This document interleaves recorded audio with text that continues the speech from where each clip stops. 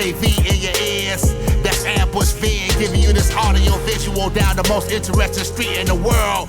With my voice, Steve, Fascination Street. You already know, let's get it. When you whip in the Fascination Street, what do you...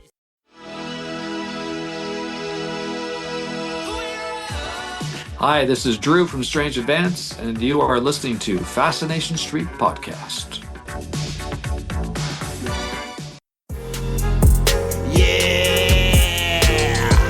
AV in your ears, that's Ambush being giving you this audio visual down the most interesting street in the world. With my voice, Steve, Fascination Street. You already know, let's get it. When you whip in the Fascination Street, what do you... Welcome back, Streetwalkers. This episode is with Drew Arnott from Strange Advance. In this episode, we get to know Drew, where he started, how he grew up, how he got from Scotland to Canada and why, and how he fell in love with the Mellotron. We talk a fair bit about the Mellotron because I've only heard about it in legends and stories, and so he gives me a great explanation of what the Mellotron is and why he likes it so much. And then we talk about his band, Strange Advance. Back in the early 80s, Strange Advance signed a record deal and released 2 albums before they ever even played a live show. Strange Advance's first 3 albums went gold in Canada. So we talk about how all those things came to be, how it's possible to even get a record deal, having never played a show live, which is bizarre. And then we talk about the newest album, Strange Advance 4 is their newest album. They are playing various shows throughout Canada, so check out their website for show dates, and also that is the only place you can get this new album. Again, the new album is called Strange Advance 4. Drew lets me play my favorite song off this album. That way, you guys can get an idea of what the whole album is like. It is my favorite song on the album, but if you like that song, you will like every single track on the album. Make sure you follow them on social media. Check out their website, strangeadvance.com, for tour dates and to get on the email newsletter to find out more about when they will be in a city near you. And this is my conversation with Drew Arnott from the band Strange Advance. Prepare to be fascinated. Prepare to be fascinated. Prepare to be fascinated. Welcome to Fascination Street Podcast, Drew Arnott. How you doing today, man? Not too bad, thank you. Well, that is good to hear. Ladies and gentlemen, this is Drew Arnott, the legendary founder of Strange Advance. We're going to get to that, but first, Drew, what I like to do is I like to start from the beginning. It helps us understand how the guests got from where they were to where they are. So where were you born and raised, man? Where'd you grow up? I was born in Glasgow, Scotland. Came out to Canada when I was 3. When I was 5, we went back to Scotland because my mom was very homesick, and we went up to the Hebrides on the west coast. Really, a bunch of islands there. Really wild weather, crazy place. And I fell in love with it. And when I got home, I wrote a song about it. The first song I ever wrote, except it was played on a harmonica.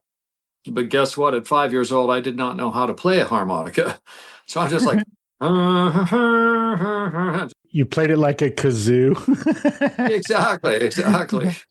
So that was my first sort of memory of actually wanting to express myself through music. But anyway, I grew up in a place called New Westminster in BC, had a pretty regular upbringing, joined the school band. That's what sort of saved my ass through high school. And then left high school and formed pickup bands, club bands and stuff. And that's where I met Daryl, my partner in Strange Advance. And we were off to the races. So what made your family move from Scotland to Canada in the first place? Well, my mom's sister met a Canadian soldier during the war. And so she moved to Canada and was talking it up. And I think my mom and dad were up for a little adventure, your typical, the streets are lined with gold and all that kind of thing. So a better life for their kids. So both of your parents are Scottish? Yeah. Oh, cool. This is a weird question, but I gotta know. Why was your dad so adamant about you learning how to play the bagpipes? Well, actually, it was my mom. Oh, There's a band from Vancouver called Spirit of the West, and they had very strong Scottish roots. They wrote a song called There's None So Scots as the Scots Abroad. So as soon as you leave Scotland, you become ultra Scottish. In Scotland, people are not walking around wearing kilts playing bagpipes. no, that doesn't happen there. Not so much, no. But when they come over to Canada, it's like, oh, we got to do something Scottish, you know. So the first thing was, okay, you've got to become a Highland dancer. That's like, well, it's not really in my blood. I don't feel like doing this. No river dancing for you. Well, no, not so much. Although I will say I did enter one competition and I won 2 silver medals. So I was quite proud of myself. Of course, there were only 2 people in the class. So Hey, a winner's a winner, man. exactly, I got the medal to prove it. So anyway, my mom said, fine, you can quit dancing, but you've got to take up the bagpipes. So I go, oh boy, okay, fine. So I start the process of learning the pipes. Again, I'm not really interested in learning the pipes. And not to mention, at the same time, my mom's brother moved over with his family, and his son was like, a really good piper, dead keen into the pipes and stuff. And he was making me look bad, to be honest, because he actually practiced and I didn't. So then finally, I made my last deal with them. It's like, okay, if I can take up the drums, then I'll join the pipe band. I'll be a drummer in the pipe band. And that took because I liked the drums. So I became a drummer and I got to be in a pipe band and have all that experience and stuff. So yeah, music was always a big part of my life. My dad was a sax player. When I was 15 years old, I started gigging with him. In the Baysiders? Yeah, and the Baysiders, yeah. I can't imagine you would have been joining his Baysiders if you were playing the bagpipes. Horribly. No, no. So I got to be there, and you know something, I went out with them, and it's all big band music and old jazz standards and things like that, and it just bored me to tears. I've fallen asleep on the bandstand. Which says a lot for a drummer because you're busy up there. Well, yeah, usually you are. But then later in life, my dad said, well, I've lost my drummer. He retired. Got to try to find a drummer. And I said, well, what about me? So I ended off, my dad's musical life being his drummer once again, playing all the same old songs. Now I loved that music. I came to understand, it's worked its way into my brain, it's part of my musical development. And, like I'm very, very big into melody and of course, all those songs from the 30s and the 40s and the 50s and stuff, great, great melodic songs. So anyway, that was a fun way to end off my dad's career. He played till he was 93. Wow. And passed away when he was 96. So he had a long, long history playing music. That's awesome. How long ago was it that you rejoined his band for those last years or whatever? Well, he passed away in 2012. So around maybe 2000 or something, I played for the last 6, 7, 8 years of his musical life. So what was that like working with your dad again on stage after so much time had passed and you had, for lack of a better term, grown up musically? Yeah. How was that different going back and doing the same songs with the same dad? Well, for one thing, now I had a much better grasp of how the songs were written and much more respect for how it was all put together. And also, my dad played in trios, quartets, maybe we'd have like 5 people in the band at once. That would be about it. And he always played with fantastic pianists. It was remarkable. They had a storehouse in their heads of thousands of tunes. They could just shout out, a dozen songs to each other in keys and stuff to play it in. And there was no hesitation. It was a different style of playing, obviously, a different style of music. But the greatest thing of it all was, and I'm getting that experience now myself, having people, if he would be playing for dances mostly, and having elderly couples float up near the front, near the bandstand and say, tears in their eyes. I haven't heard that song for like 50 years, it was so meaningful to them. And it brought back so many great memories and stuff. And now here, Strange Advances out on the road, playing for people that haven't heard us for, 35, 40 years and having exactly the same experience. It's like there was this huge gap where we weren't doing anything. And so people thought, I'm never going to get a chance to see them, because we barely toured in the 80s. So it's pretty thrilling now, I have to say. Okay, we are going to bounce around all over the place. Sure. But what I got to know about is there is a musical instrument that I have only ever heard about referenced on a podcast, oddly enough. It's called Disgraceland, and it's a podcast that tells the stories of musicians who went crazy, the crazy things that happened to musicians and whatnot. But on that show, every single episode, they use some sounds and talk about a mellotron. Tell me how you found and fell in love with the mellotron. Well, that's one of my favorite instruments in the world, and I love talking about mellotron.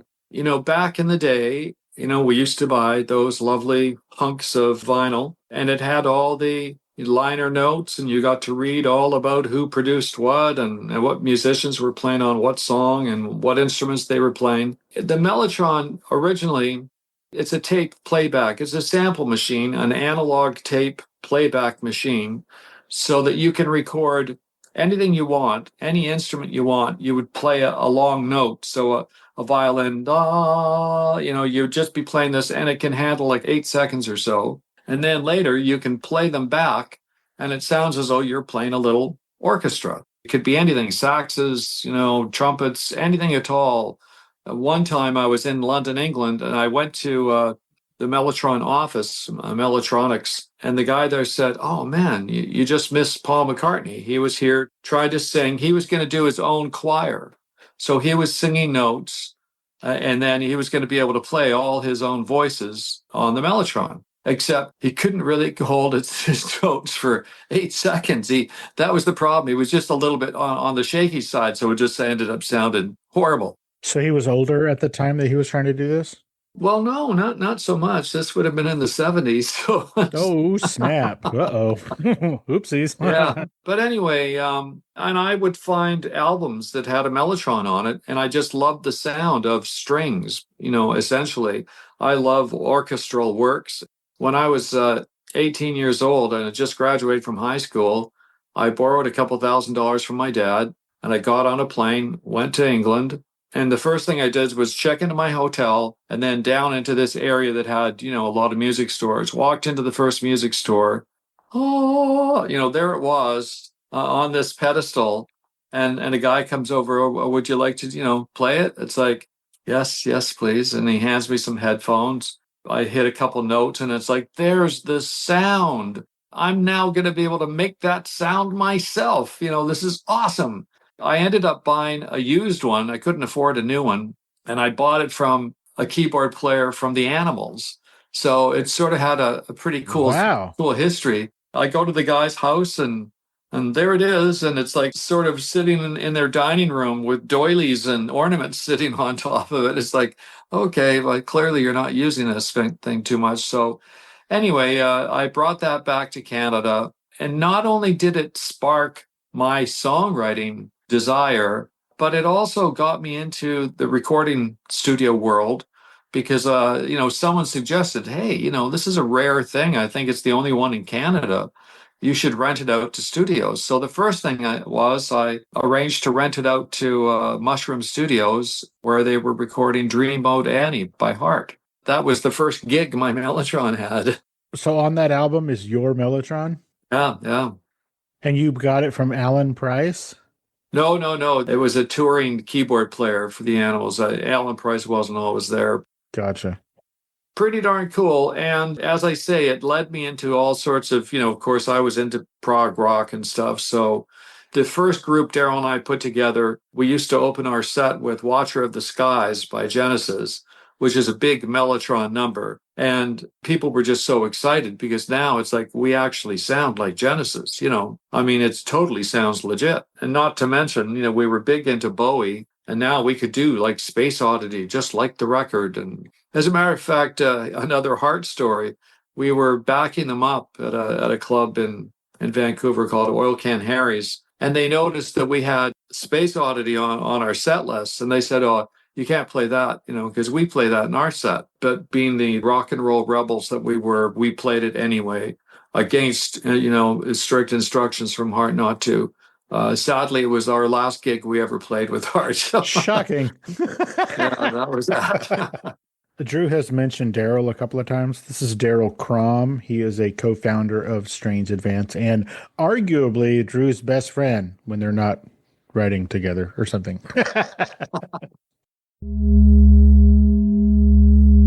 Hey, Streetwalkers, here's a word from our sponsors.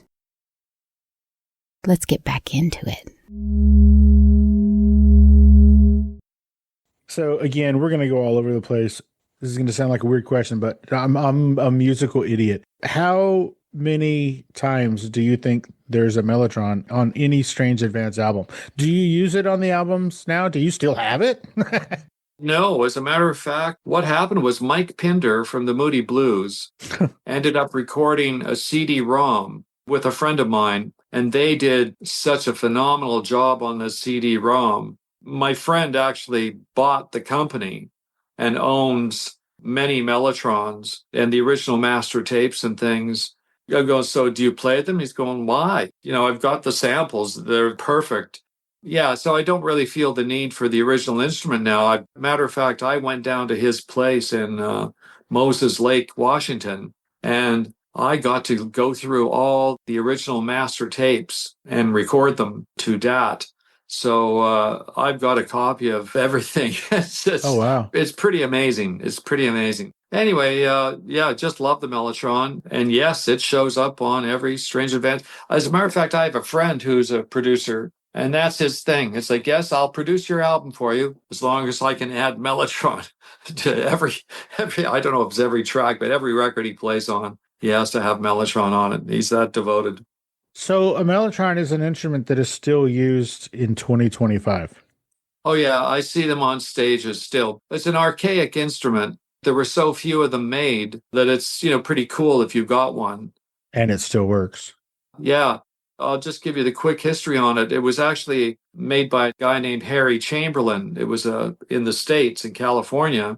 He came up with the idea originally. And what happened was, I think just one of his salesmen took a Mellotron over to England and sold somebody on the idea of making their own, cutting poor old Harry Chamberlain out of the picture.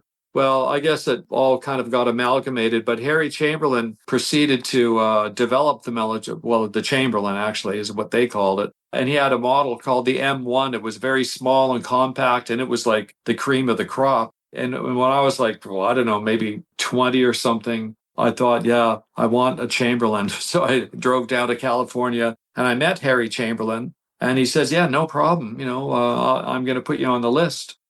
Harry Belafonte had ordered one, and he says, yeah, after Harry gets his, you'll be the next one to get an M1. It's like, and so how long do you think that would be? It's like, oh, probably maybe 2.5 years. It's like, I'm 20 years old. I can't wait 2.5 years for anything. It's like, give me my deposit back. So I never ended up getting my M1, which, of course, I've always regretted. But it was so cool because I was so enamored with the Mellotron and with the group Yes. I went to a Yes concert, and I was disgusted because the keyboard player at the time, Igor, was playing some terrible Mellotron samples.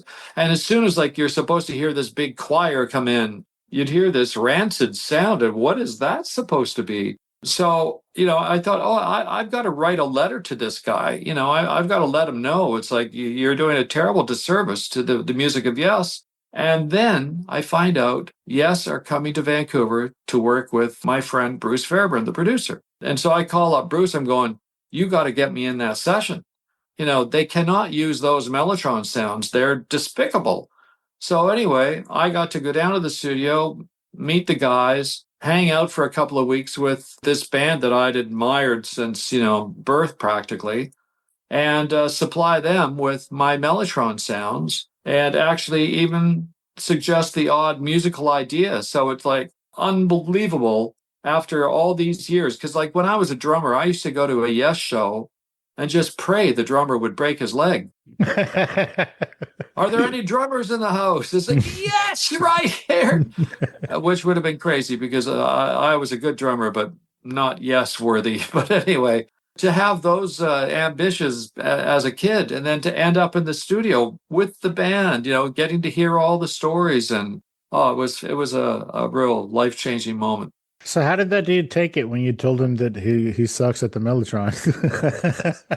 Surprisingly well. Actually, I ended up bringing him home. I had a studio at home, and we ended up recording a bunch of the orchestral stuff at my place. So pretty cool. So you recorded a bunch of the orchestral stuff at your place for the Yes album? Yeah. Did you get credit? No, damn it. And you know something? I learned a valuable lesson because I had done, a number of different things on the album. And the assistant or the engineer, I think it was the assistant engineer on the sessions, called me up and said, so, what do you want credit-wise on the record? I said, just, something creative. Keyboard tech is what he comes up with. Seriously, keyboard tech? Oh, well, that's creative. Yeah. Oh, man. Anyway. So now I got to keep that in mind if I ever am in that position again. But Bruce brought me in to play Mellotron on an Aerosmith album and on a Van Halen album, on a Bon Jovi record, and it was a cool instrument, and it opened up some doors for me. I love it. So, Strange Advance, you and Daryl Crom, you guys got together and decided to form a band, sort of. If I understand this correctly, you guys were just kind of songwriters, and then all of a sudden, you needed a band. Tell me that story. How did this come to be? Daryl and I formed a band together, a club act, and we did all sorts of esoteric music from England. And that was fine, except as we went along and we got sort of more serious musically, it turned out we weren't that compatible, and we were at each other's throats.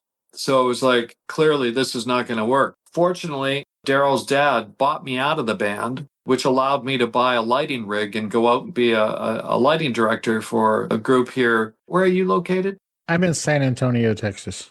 Well, there was a band here called Sweeney Todd, and they had a song called Roxy Roller. It went to #1 in Canada, and it was on its way to #1 in the States. But because the singer and guitar player left the band, and they replaced them and put out another version of the song, and the two versions were fighting, and the records were, we're suing. Oh, well, no, we're suing you. It's like, oh, forget it. So the song just died in the States. It was like Nick Gilder and Jim McCullough, and they had another #1 song in the States called Hot Child in the City.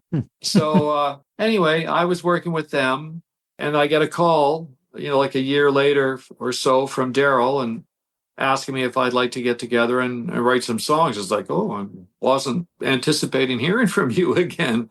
So we got together. And the funny thing is, when music isn't involved, Daryl and I are best friends. We're very simpatico. We love the same things. And we just talk for hours on the phone and just amuse each other. But when it comes to music, tempers start to flare.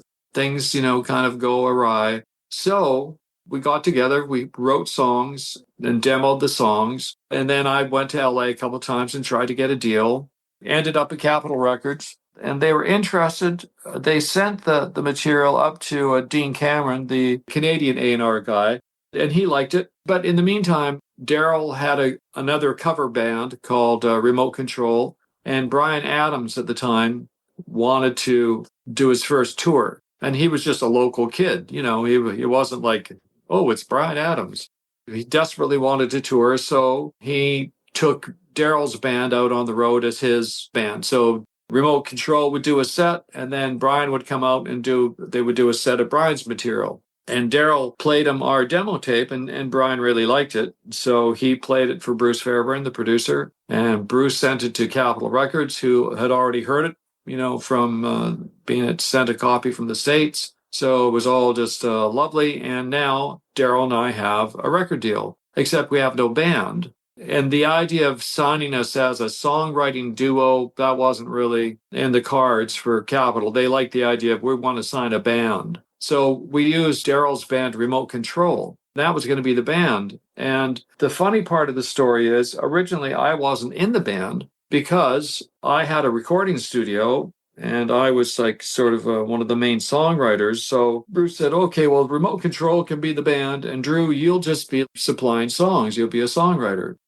Well, they start recording, and whoever was drumming for them, it was like kind of substandard drumming. Its timing was terrible. And I'm like, oh, we can't put this out. And they said, well, look, the drums are still set up. Why don't you go out and drum? So I went out and drummed, and it's like, okay, well, that was much better. Okay, you can be the drummer. All right, now I'm the drummer. And then the keyboard player, good keyboard player, better keyboard player than me, but not really adept with sounds and parts and things.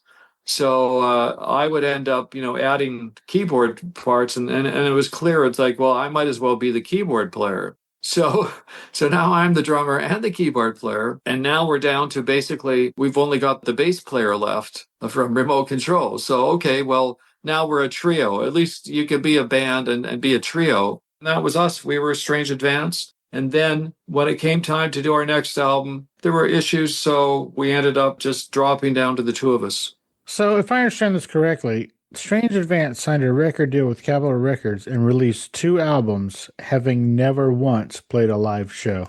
Is that true? And how is that possible?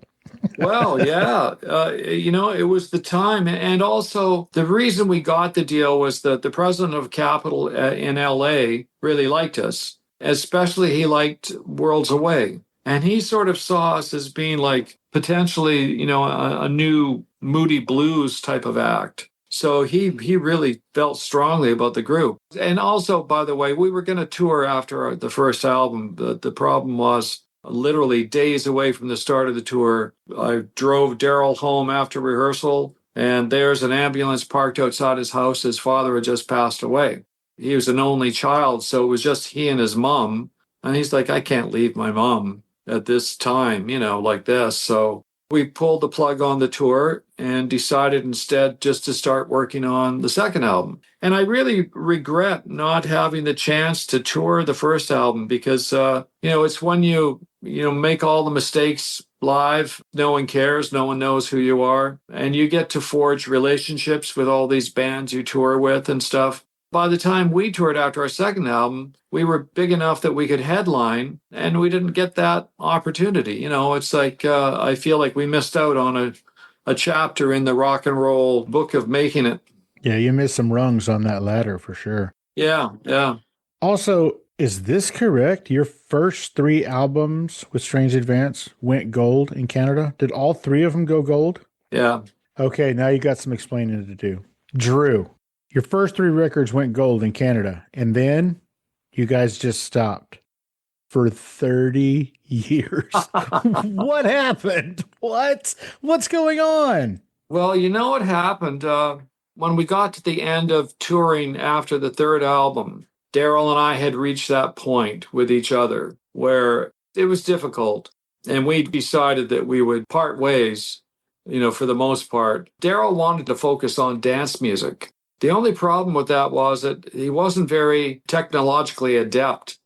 And, everything's done in computers and stuff these days. It's all samples and soft synths and stuff. And anyway, that's what he wanted to do. And I wanted to carry on with Strange Advance. So I just kept writing and recording. But it was a weird time period in my personal life and also musically. And the world was changing, moving into Smells Like Teen Spirit, grunge, all that stuff. Musical tastes were really, really changing quickly. And I didn't really feel like doing battle against that.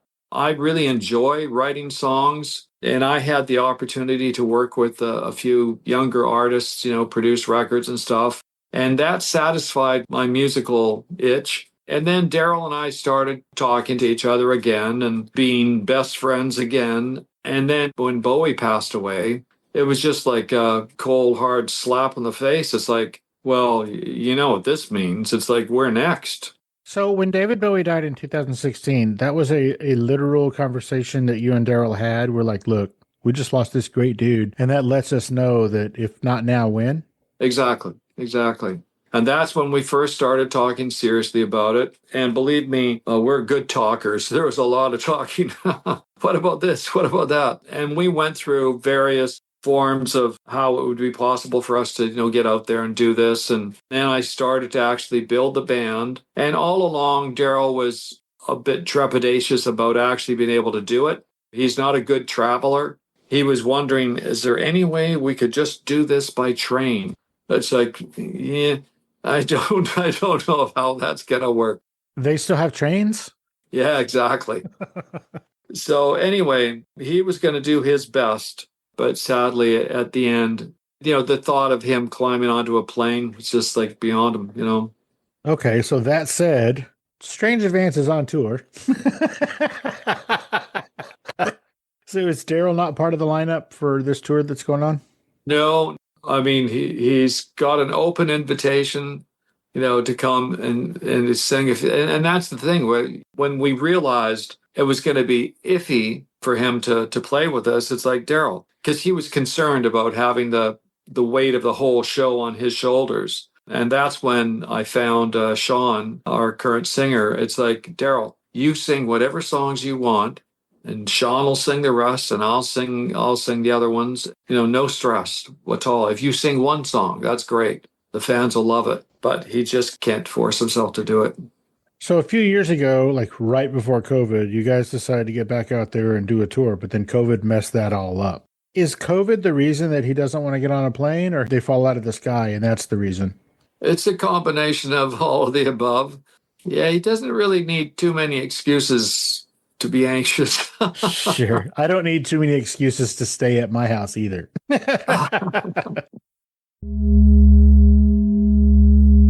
Hey, Streetwalkers, here's a word from our sponsors.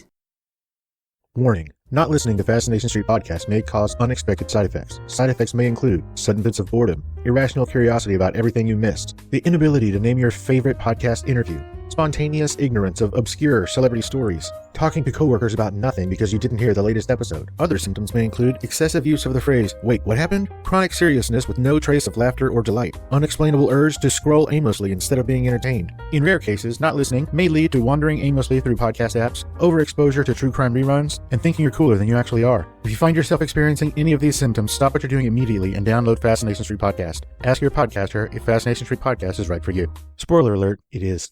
Let's get back into it. Well, how has it been doing it all over again? I mean, it's been 40 years or whatever. Yeah. So how's it been touring and playing and traveling and whatnot? How are you enjoying it? It's been amazing, just amazing. And the fans are what make it amazing.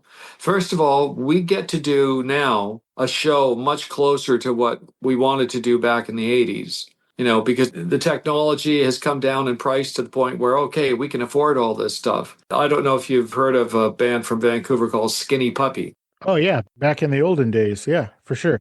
Yeah. An industrial goth kind of a, group. Tim Hill, the guy that used to do visuals for them, does visuals for us. Oh, wow. So we've got big screens and projectors and lasers and all sorts of interesting things going on.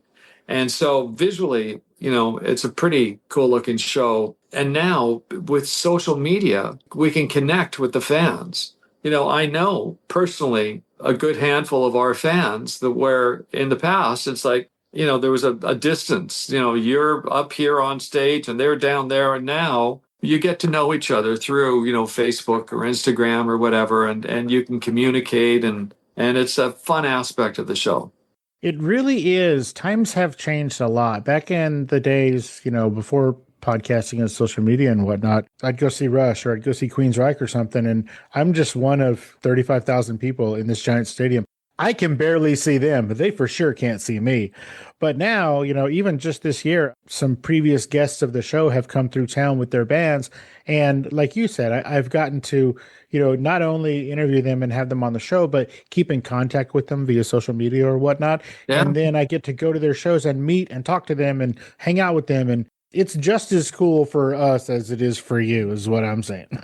It's just as cool for the listener as it is for the artist. So I do like that part. Oh, yeah. You get to hear so many great stories from people, You find out how important music is to people. And of course, the vast majority of our audience is from the 80s. Mm-hmm. But it's also cool to see all the young people showing up. It's like, I just love 80s music. It's like, oh, how nice for us because you're actually, coming to the shows, buying the shirts. It's like, it's keeping us going. I love it.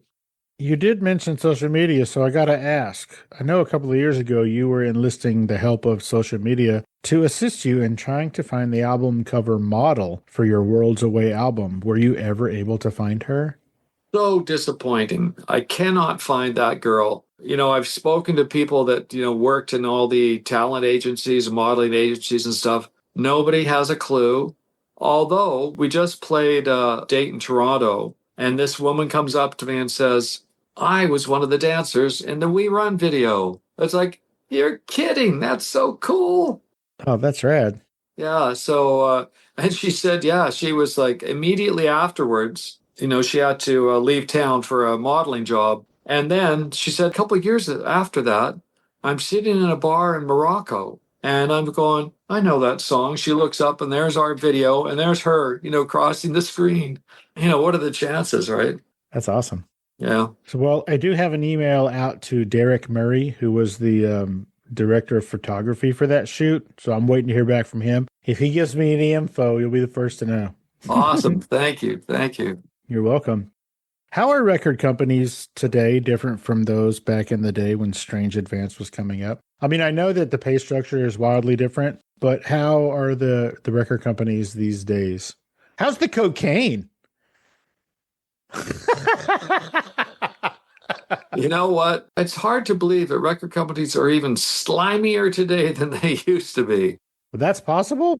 I know it's hard to believe, but it seems to be true. First of all, record companies used to take some responsibility for breaking an act. Now, that's not our job. You go find yourself, 5 million TikTok followers. And after you've done that, then come back to us, and then we'll talk about giving you a record deal. Yeah, then we'll talk about taking half of your royalties. Yeah. And also, of course, back when 360 deals started up, oh, that's a great idea. It's like, okay, yeah, now you're getting a chunk of every possible way I can make money. You're taking a commission off of that. Why exactly? It's just really grim. Unless you're Taylor Swift or like a Ed Sheeran or something. It's like everybody else is just getting screwed. There's no fun for young bands trying to, make it in the world today. Even bands that seem to be successful, I hear stories about them. It's like, sure, we're able to tour constantly. Sure, we're selling some records and, getting some airplay, but we're not making enough money. I've got to stop. I have to actually get a job. I'm too old for this now, So if you don't break through that, sort of middle ground, it's not going to happen.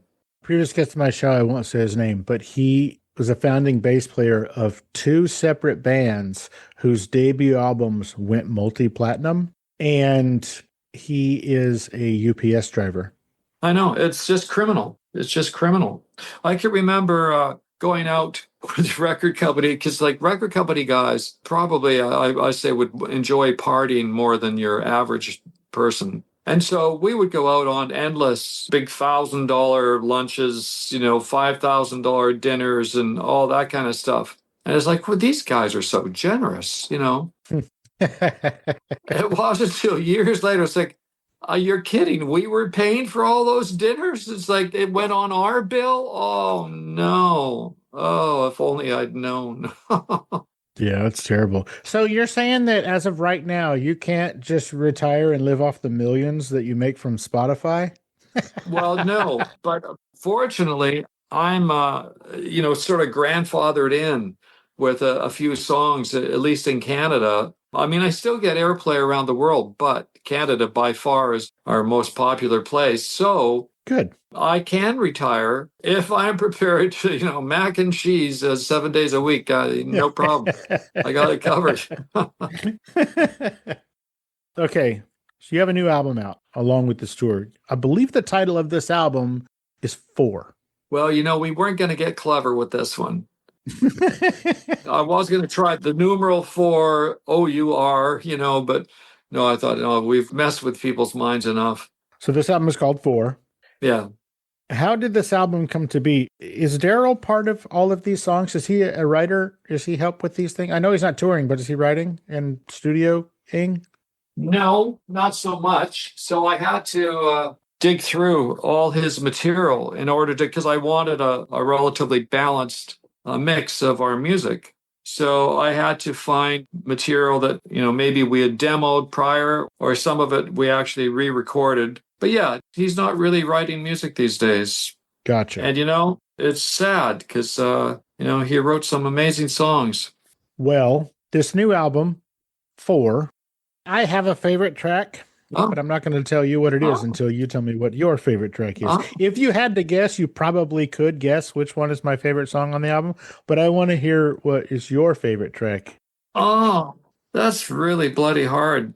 That's really hard. As a matter of fact, it's impossible. No, I can't do it. Well, I'll do it. I don't know if you were paying attention at the very beginning when I was trying to get my mic situation set up. I was humming my favorite song off of this album. I missed that, but hum away. Let me see. Not going to happen, but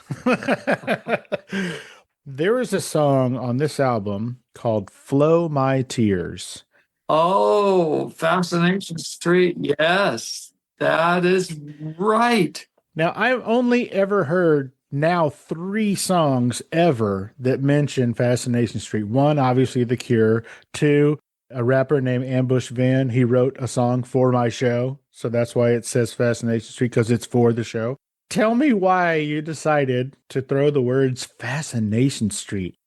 I did not. That is a Daryl song, and I love that song. Oh, I just think it's such a cool track. It is a great track. And as a matter of fact, it is so great. I'm going to ask you for a huge favor. You could say no. Sure. Can I play Flow My Tears in this episode so that everybody can get an idea of what this album sounds like? Please. Keep in mind, that was a demo. Okay. It sounds awesome. But I thought it was a good demo. So, and it's a great song. So yes, for sure you can play it. Will you do me a favor? This is my favorite thing. Will you introduce the song like you're a radio DJ? It could be a Canadian radio DJ if you want. You can say a boot. Sure. First of all, I have to apologize for being a Canadian DJ. Hi, this is Drew from Strange Advance, and you are about to hear Flow My Tears, a song by Daryl Crom, one of the best songs on our new record, Strange Advance 4.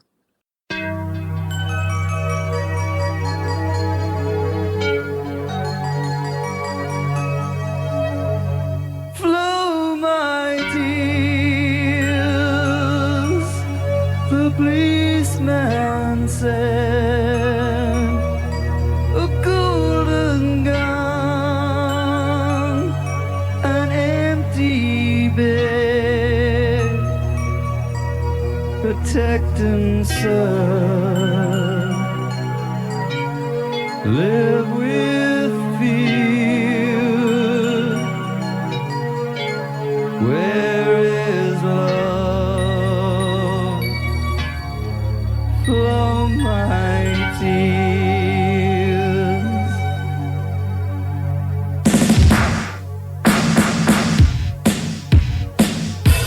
City dark,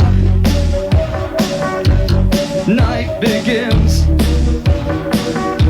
1,000 dancers with 1,000 sins. Baby, lie. I never sleep. Your heart and soul is mine to keep.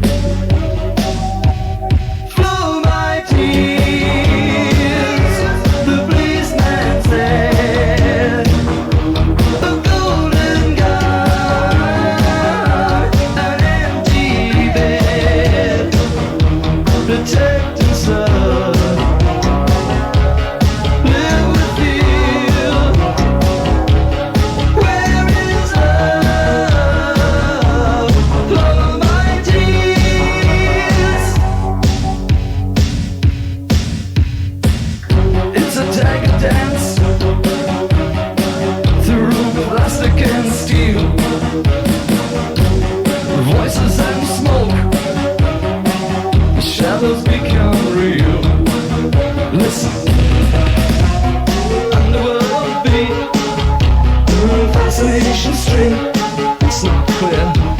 seem to remember you from a lost dream day, from a lost dream year.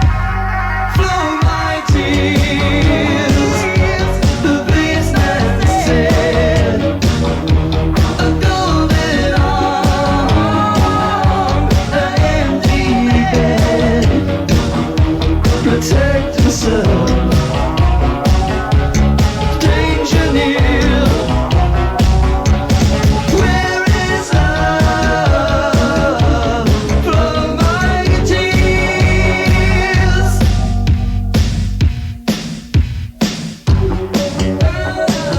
It's still a dread condition, and we have fought with modern weapons and won.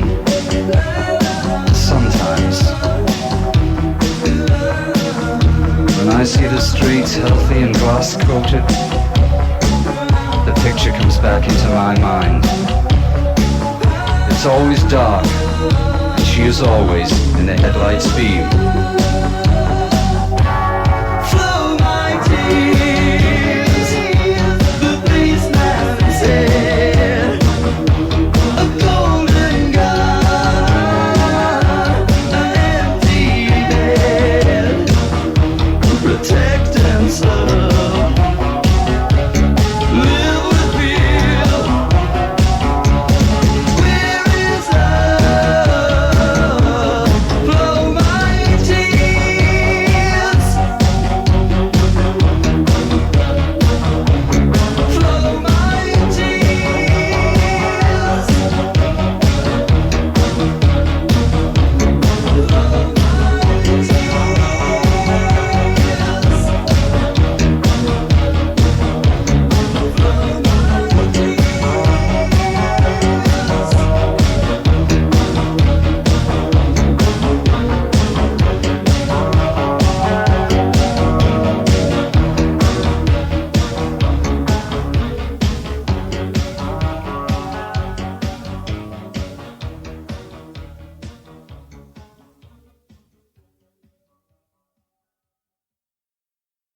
Awesome. Okay, what is this that I hear about you screenwriting? What? You know, something, it used to be a method for me to get to sleep. I would just lie in bed, close my eyes, and then I think, okay, there's a man, he's coming outside the door to his brown house, and what happens to him? Where does he go? You know, who does he meet? And I would just start a little idea for a film, and it would just put me to sleep eventually. Every night I would, like, you know, he would get another block further, or he'd meet somebody, or the story would develop. And then eventually it's like, okay, I'm 45 minutes into the movie now. It's like, yeah, I would do that. And then I thought, you know, okay, why not try writing? And fortunately for me, because I'm not a very studious person, I just sort of naturally have a decent grasp of English. I say fortunately because if it required a huge amount of work, if I really had to slave at this, I don't think I would keep up with it, but it just kind of comes easily to me. So it's just a fun thing. So what happened was I wrote my first screenplay. I've got about 3, maybe 4 or 5 in pieces. I was telling a story because I didn't know. Originally, I thought I was going to be scoring films, you know, writing the music for movies, because, like, you know, I think sort of in large orchestral terms. But the actual writing for film is way too difficult for me. It's like I tried. I was an abysmal failure. You know, maybe given enough time, I could learn the language. You know, when we were in England, Michael Kamen, who did lots of great films and was producing our record, brought in Hans Zimmer, who's done a ton of great films.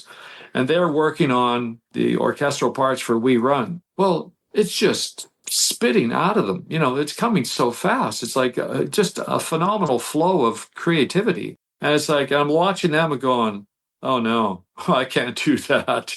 I can eventually do it, but, you know, you're going to have to wait for a couple of years for the music for your film, you know. So I write this screenplay, and I thought, okay, I had some connections in the film world. We actually signed a management deal with Jerry Weintraub. Oh, wow. Management 3. Of course, he passed away before I got into writing films, so that didn't help. And I had another old manager who financed, he produced films and Broadway musicals and stuff. I thought, well, that's a great connection. He passed away.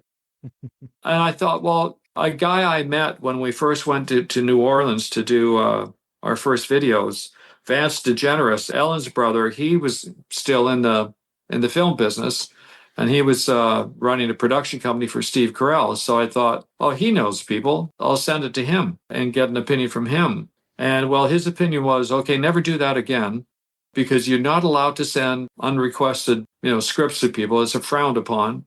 And secondly, he says, you're a really good writer.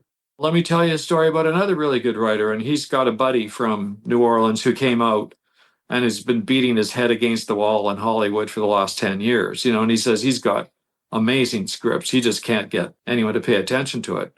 So anyway, I'm being interviewed for a documentary on the Canadian music scene. And there's a guy there, talking about the film world. And I said, oh, I've got a story. And I tell him about my screenplay. And he says, well, I'd like to read it. And the next thing you know, he's like, yeah, I read it. I liked it. I think we should make this movie. It's like, what? So it's like, okay, let's talk about it. So anyway, he wants to try to sell the script or at least to raise the money to make the movie. Because Vancouver's like, a pretty happening place for film these days. Sure, half the TV shows we watch down here are filmed up there. Yeah, it's always a game with me to watch a new show. It's like, oh, can I spot a familiar? Oh, there it is. There's the bridge. That's Vancouver. But yeah, it passes for a lot of different places. Who knows if anything will come of it? I always anticipate these things will fall through in the end. But it's fun to do. And like music, I write songs just because I like writing songs, and I like writing screenplays just for the fun of it. So if something happens, great. If it doesn't, that's all right. I love it. How long is this tour going on that you're doing right now? Well, calling it a tour is a bit of a misnomer. Basically, these days, we only go out and do like 2 or 3 dates at a time, and then we fly home. I'm so not into long tours anymore. It just takes me too far away from my regular life. Sure. I've got other things going on that I've got to keep plugged into, so it's enough just to do 2 or 3 dates, and we'll continue doing that as long as everyone's health holds up, because, it's a lot of fun. Okay, well, that said, where would people go to find out where you might be touring? Is there a website? There is a website, strangeadvance.com. Okay. And of course, we've got a fan page on Facebook and an official page on Facebook, an Instagram account. I don't know what else we've got because it's not my thing, but it should be. Something? I thought, I've got to start a TikTok. When Twitter first started, I thought, okay, I'm joining Twitter. Finally, a place for all my little witticisms and all my thoughts on whatever, a place for them to come out. And I posted one thing, then it's like, I've got nothing to say. I remember the beginning of Twitter, everybody was posting about what they were eating that day. Right. I remember that. Everybody's like, I just had a tuna fish sandwich. I'm like, what? I know. But for the band's sake, here's the problem. We sold more than a couple 100,000 records. And there are fans out there who still, to this day, you're kidding. You're back together? I didn't know. Oh, no, you have to come back. Come back. It's like, what are you supposed to do? We're advertising everywhere we can, but still trying to reach those people. It's crazy.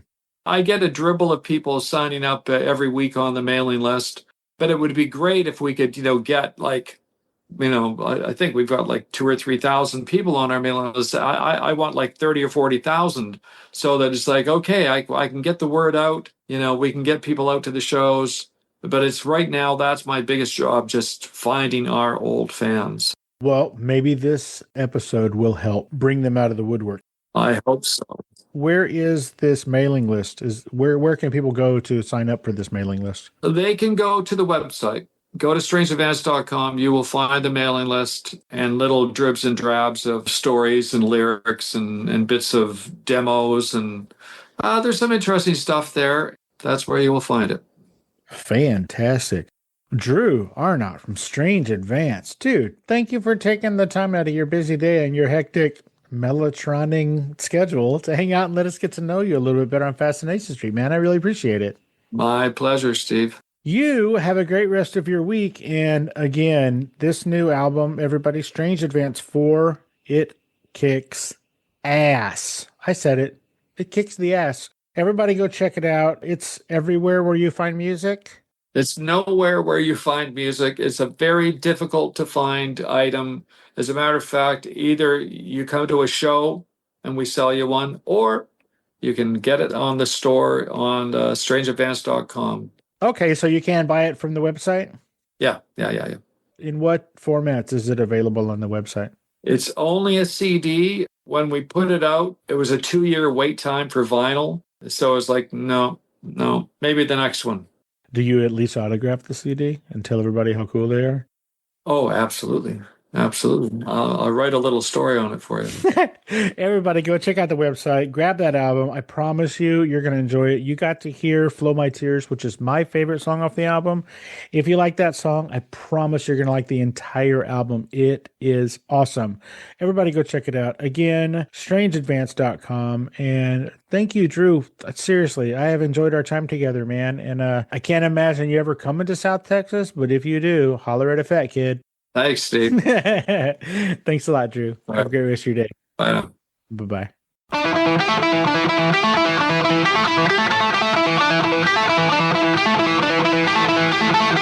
Opening music is the song FSP Theme, written, performed, and provided by Ambush Vin. Closing music is from the song Say My Name off the 2021 album Underdog Anthems, used with permission from Jack's Hollow. If you like the show, tell a friend. Subscribe and rate and review the show on iTunes and wherever else you download podcasts. Don't forget to subscribe to my YouTube channel. All the episodes are available there as well. Check me out on Vero at Fascination Street Pod and TikTok at Fascination Street Pod. And again, thanks for listening.